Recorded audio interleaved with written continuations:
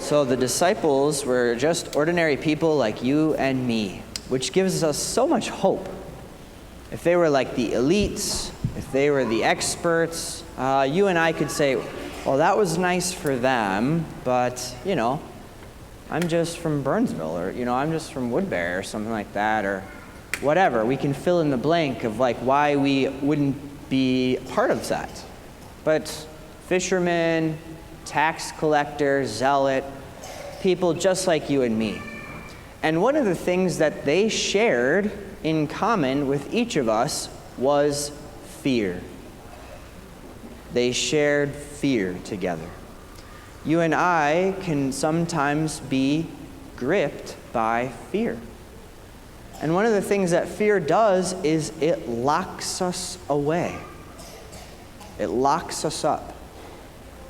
And so here they are. Jesus had died just 2 days prior on that Friday. And they were afraid. And you can imagine that makes just so much sense. I would have been locked in a room as well too. Like, did what happened to Jesus, is that going to happen to me? Because I'm his follower. So they're locked.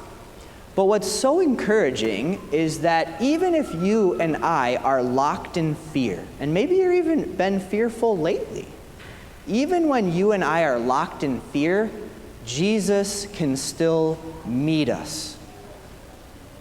Jesus is not locked by fear.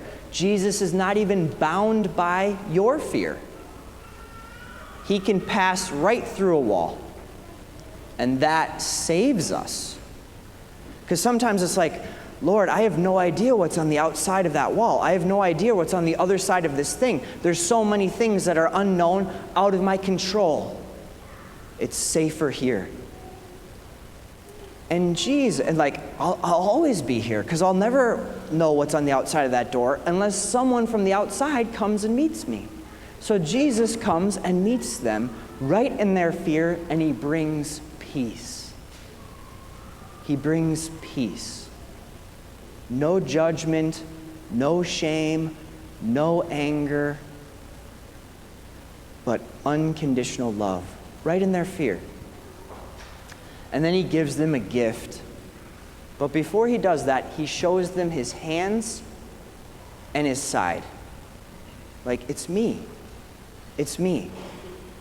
Don't be afraid. I've overcome the world. So he rises from the dead. He journeys with them for 40 days. And then he's like, okay, I'm going to the Father. Wait in Jerusalem for the gift of the Father. Wait for power from on high. And so they do that. He ascends to the Father, and then they wait for 9 days for the gift of the Holy Spirit. So there's anticipation, there's excitement, there's longing, there's desire for the great gift of God. And then it comes. And I want to just hold up to you two groups of people that received the Holy Spirit on that first Pentecost. First is the apostles, who are waiting in expectation for the gift. And the second is such a curious group. It's just people who are in Jerusalem out of obedience to God. They're Jews, and God said 3 times a year, you have to go to Jerusalem.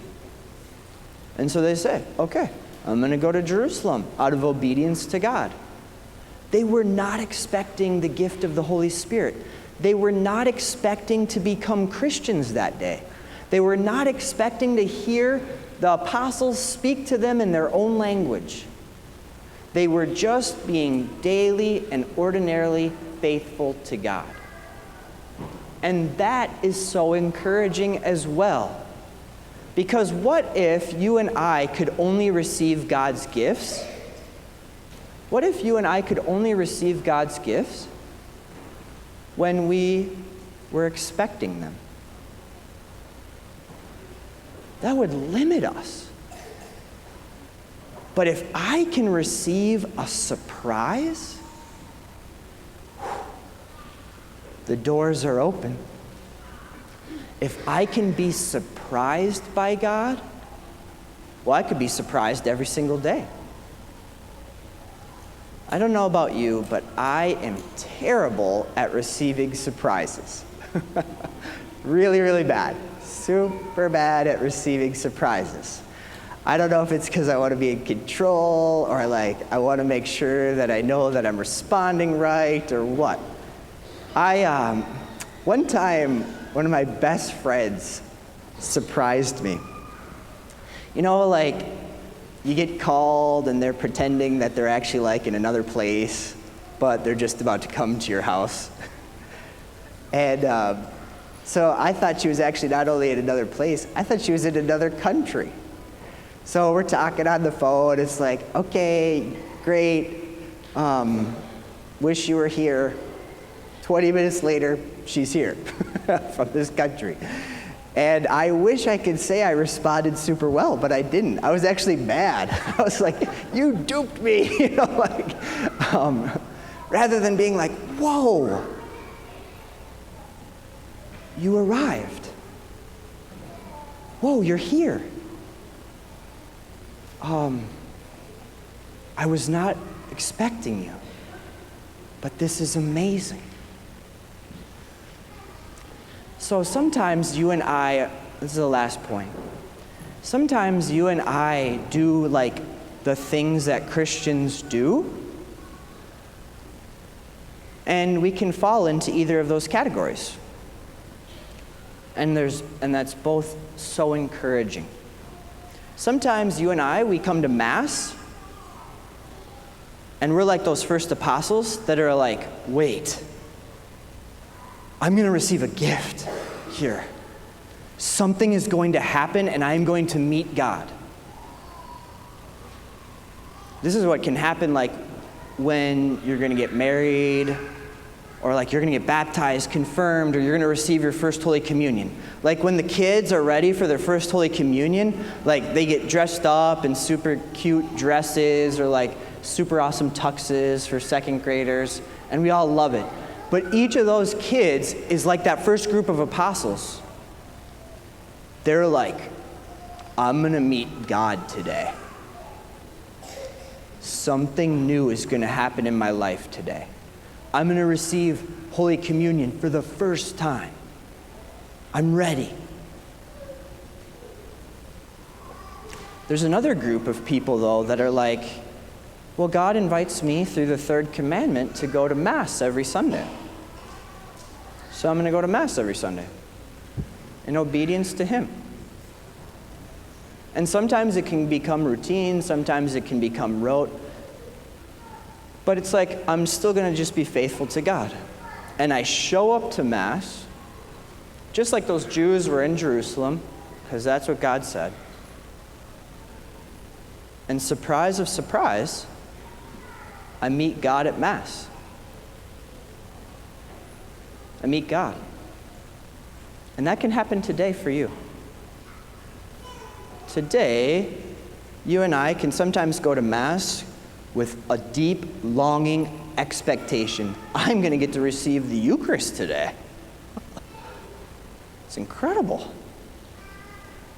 Sometimes we can be like, well, God said I should go to Mass, so I'm going to go to Mass.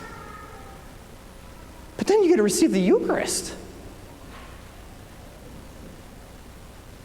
Did you know that you could become a saint by receiving Holy Communion worthily one time? That's how powerful Holy Communion is. Did you know that you could become the man or woman that you long to become by receiving Holy Communion worthily one time? That's how powerful this is. That's how powerful God is. That's how powerful love is. This is the last thing.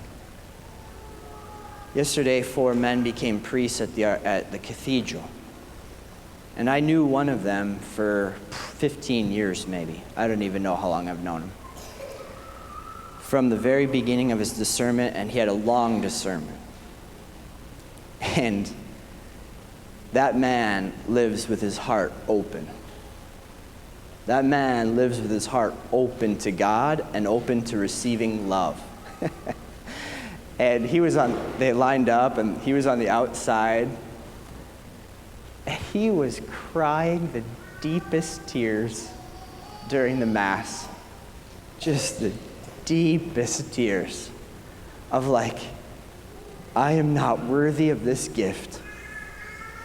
I am not worthy of receiving this much love. And we get to go as priests when we lay our hands on each of the new ordinand's heads. As I laid my hands on his head, I was praying that he would receive the love of the Father. Just the deepest tears were welling up in him. How have you come to Mass today? Did you come with longing and expectation that can be satisfied? Did you come just out of ordinary obedience? God can bless that with nothing less than the gift of himself.